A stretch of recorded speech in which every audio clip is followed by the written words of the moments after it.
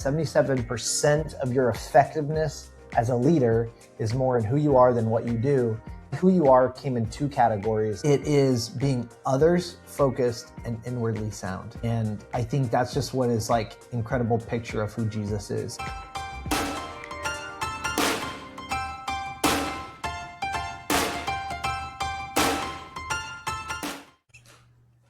Hey everybody, I'm so excited to be back with another coach conversation. We've got Jeremy in the mix now. Welcome, Jeremy.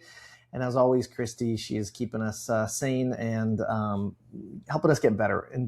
And credit, she hates that I even said that. But that's what we're here. We're so excited to talk about a topic that's near and dear to my heart is be the leader you want to have the lead. You want to have the lead. You wish you had the lead. You have the lead. It all starts with I think the concept that's really birthed this before in the past, as we've talked about it in some of our developments and some of our trainings, is for a season there was a strong desire to want a really good team. And my hope was that they would just come. I'd find really good, well-formed people. And I realized that those people are only going to be as good as I am, right? That I'm going to attract people that are like me, or at least, if you think about John Maxwell's law of the lid, is whatever level of leadership you are, you're going to attract people that are right around that level. And so I just really embraced, instead of waiting for people to come around that were rock star leaders, is what I wanted to do is just become a really good leader to the person I'm leading under. And my hope is that by setting an example, I would attract other leaders that lead in that same way. And so as we've talked about this as a team, we thought, man, this might be a really great resource to really unpack that a little bit more and talk about how we become that kind of leader. What is it going to take from us to be a leader that we wish we had to lead ourselves? Not the leader wish we had over us, but that's kind of the thought behind it. And it's been so cool to see what's been forming from the team and the conversation that's come out of it. So we just wanted you to peek in and hear what we had. So Jeremy, take it away. Yeah. I know you got some questions for us. I'm excited about this conversation. Thank you, Philip. And I think as we reflect on our own leadership, as we reflect of leaders of others, I think we always find ourselves in this gap. There's always this gap of who I am and who I'm becoming and ultimately want to be as a leader. And we've had lots of conversations, people were asking similar questions in leadership. So I wanted to ask you, Christy, and you, Philip, what do you think is really getting in the way of leaders becoming the leader they ultimately want to be? Christy, why don't you go first? I think that's a great question. And I think there are a lot of things, and the resource is going to give us a really great list of those things. But I think the starting point for me is to recognize that this is a process of becoming that never stops. It never ends. Mm-hmm. So we are always becoming something in the process, and we're either becoming better, we're becoming tired, we're becoming busy, we're becoming distracted. There are all types of directions we can be going, but rarely are we just staying exactly where we are. And so in my life and in my experience, I think the biggest thing that gets in the way of us becoming who we want to be is just being intentional and strategic to the commitments we're going to make to become who God has called us to be, in particular, to run the race He has us on and to fulfill the purpose that He gave to us as individuals. All right, quick, I'm going to intervene already. I'm going to cut in the thought, 3 daily habits that you would recommend somebody to become what God's called you to be. Like, what would you, if you can only narrow it down to 3? Jeremy, go. What would you say? I think connecting with God every day. Yeah. And that looks like different things for different people, reading your Bible, worship, prayer. I think the second daily habit is connecting with other believers. I think that's a huge commitment. Iron sharpens iron. I think that's a daily commitment. And I think just a commitment of growth and getting better, breaking through mindsets and mentalities that are old to get to where we need to be. I think reading, learning, asking questions, having some type of leadership edge, I think that's a daily thing to do. And that could look like variety of things, whether podcasts, a good book, things like that. So those would be my top 3 daily habits. That's a great list. I won't try to make that one better. I already hijacked your question. All right, I'm going to go back. I'll hand it back to you. That was good. Yeah, no, that's awesome. Well, I think that's so good, Christy. I think, and you mentioned something even in our conversation before this, on this becoming is not just doing, but also surrendering. And Right. I thought that was gold. And I would love for you to unpack that just for a minute of what are some things as we become that we don't just commit to do, but what are some things that we have to surrender to actually become who God's called us to be? I've recently gone through some major health journeys in my life. And so in the process that I went through, and me and my husband leading our family, was to try to recognize that there is a very fine line between taking responsibility for the things that I need to do as a leader and taking control. And one is about focusing on what God is asking me to do, and every day submitting that back to Him and making sure I have a peace about that, versus continuing to see what the world has to say, books have to say. I'll be honest, I had a pastor recently say, I'm exhausted from the Book of the Month Club, because there are just so many new things that I could be adding and adding and adding all the time. And so I think submitting back to the Lord every day the things that feel like responsibility but could be control is really, really important, because we could drive ourselves crazy just putting too much in our lives. And, sometimes simplicity wins. Do I need to become the leader that I'm called to be tomorrow? Or is this going to take a while and I need to focus on a handful of things I can do really well and get better at, and then continue to layer things on over time? Because the more I put on the weight that I have to carry, my team's got to go along with that as well. And so I'm not just creating busyness for myself. That could be, whether it's my family, whether it's the people I'm leading in a work setting, I could be putting a lot of weight on them too fast, because we're just trying to do every better thing right away all at the same time. I love that. And I think when people often think of leadership, it has this professional feel, but I love what you're talking about. It's a personal connection with God. There is a surrender and a spiritual side of leadership that has some tremendous impacts on really us becoming. So we're not leading from the outside in, but really from the inside out. I love that. Yeah. And I can't say that I was immune to being influenced and tempted by every type of thing that I thought could help my situation. It is a daily surrender for a reason, because I don't just get it right once and it's always right. It's something that we have to return to, because we are human, and things that seem good might not all be for us. And so we don't want to fall into the trap. And it's something I'm always wrestling with, is to just make sure I've taken the time to submit to the Lord and to ask Him what He would have to say about it.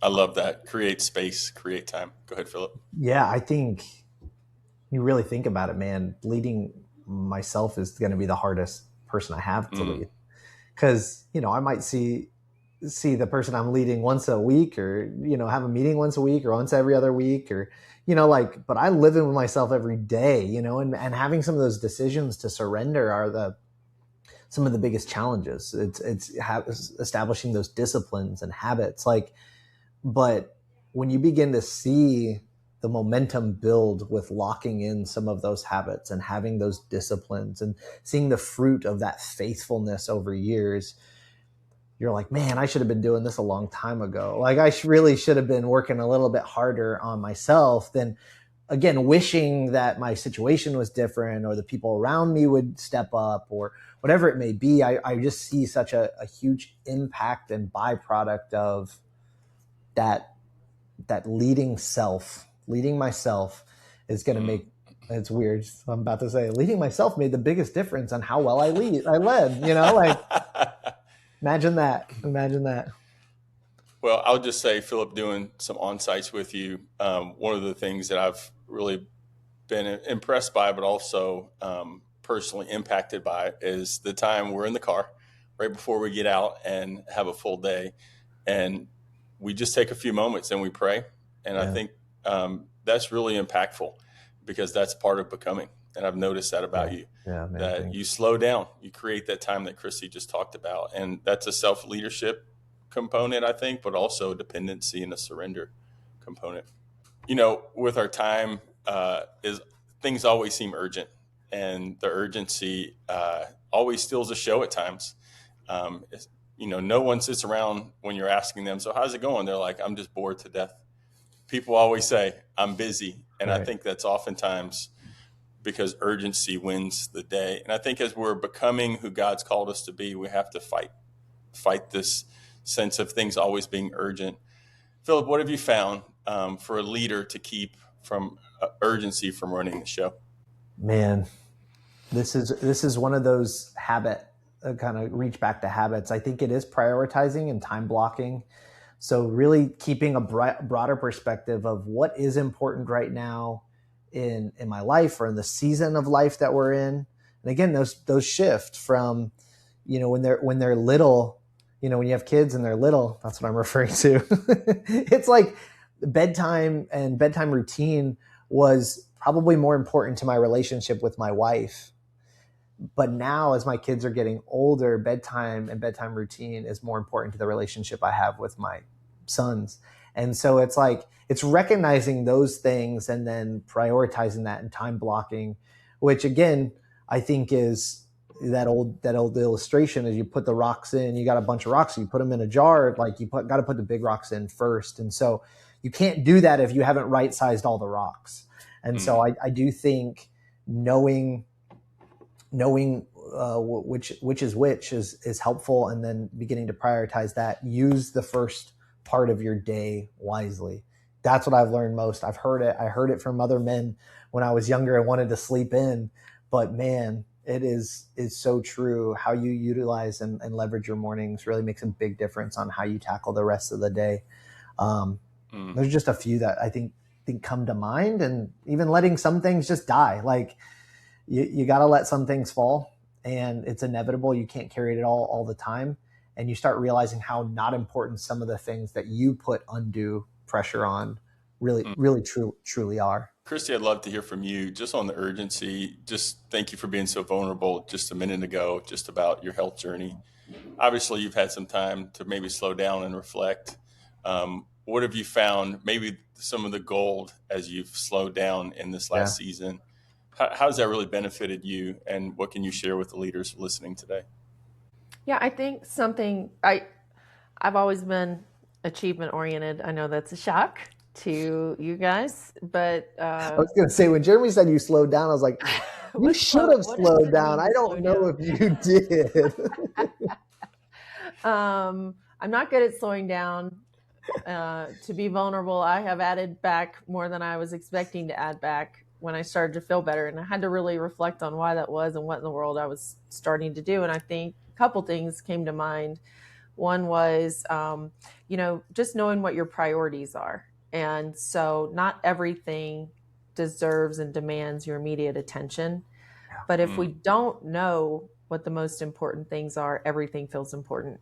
And it's sort of, that analogy of firefighting versus forest management, like what's going to keep you the healthiest, and focus on those things. And then you don't feel like you're just constantly running around putting out fires. Another thing that I learned that I never would have put on the list until we went through this process is just gratitude.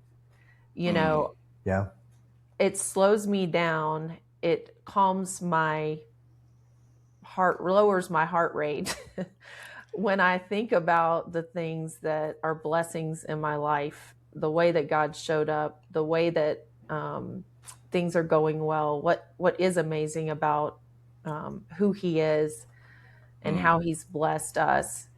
It settles me out of that sort of frantic pace I can get into. And So knowing what's important and just starting by being grateful for the things that are going well, I think right sizes for someone like me who just wants to get out there and charge the hill and get as much done as possible every day. Um, it allows me to operate with a lower level of pace, but also just to fight off anxiety that can come with feeling like everything's urgent. So good. Well, I'm excited about talking about this next component of becoming who God's called us to be. And we all know we have blind spots, and we need coaches in our life, mentors who can really give us the honest feedback that we really need. In your guys' experience, I mean, why do you think honest feedback is so hard to come by? And what changes when a leader actually invites it in? Yeah, that's good. I think it's hard to come by because I think a lot of people aren't just going to freely offer feedback. They're not just going to like, let me hurt your feelings real quick, or let me assume that this is an area that you want to grow and get better in. You know, I think everybody does have a specific vantage point. Those that we've brought close into our lives, a specific vantage point in a certain area. And, you know, I think what I've found too is that there are different people to coach me in different areas and ways. And that helps you become more well-rounded than saying, okay, I have a trusted source that coaches me in all things. Is that let more people in, you become almost, it feels like you would become more vulnerable, but you become less vulnerable. You become more transparent and open and expecting and anticipating people to kind of be there for you. But I think it starts with an invitation. I think it starts with saying, I know you have a vantage point from me. I know you're a few steps ahead of me. I know you care about me in these ways. And I would love for you to then speak into my parenting or into my marriage or into my leadership or into my, even us, you know, we all serve in church, and we have somebody that's over us in church. And it's like, you see me from that perspective that I can't possibly see myself in. So I'd love for you to tell me how I can get better, or how I can help more. What do you need from me in this season? Even those questions, I think, invite conversations that would be really hard to have without the invitation. So I think that's crucial. That's key. Yeah. Christy, what would you say if someone's like, all right, I get it. I need feedback in my life so I can get better. Where do I start? What are some good questions? What do you suggest?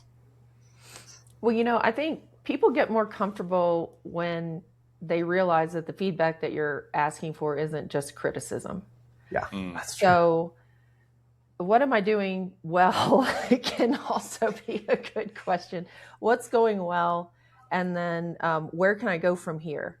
So you're taking it away from the, how am I screwing up? What's the thing you wish you could tell me that you're afraid to tell me? And it feels deficit oriented. It feels confrontational. It feels like I should be afraid to tell you what I really think. But can we lead into it as if I'm on a journey and you're just helping me take my next best steps in getting better? And then I think the biggest thing for me is being aware of how I'm receiving that feedback. Can I receive it in a positive way, in a way that I'm showing that I know you want the best for me, you care about me, what you're telling me is because you want more for me, then that's going to make it easier for them to tell me what I need to hear the next time. So if I'm defensive, if I'm disagreeing, if I'm explaining, if I'm picking it apart, that person's probably not going to be as inclined the next time around to either give me feedback or be optimistic that I'm going to apply that feedback as well as I could. Yeah, that's exactly what came to mind as you're talking, is like, man, what you do with the feedback also determines whether or not you're going to get more feedback. And Jimmy, just calling you out a bit, like you're really good at asking for it, but you're also great at receiving it and doing stuff with it. Like, what drives you as you've like learned and led yourself to be good at that? Because that can be painful. It can be exposing, it can, all the negative side effects that come with it are always possibly present. How do you combat that?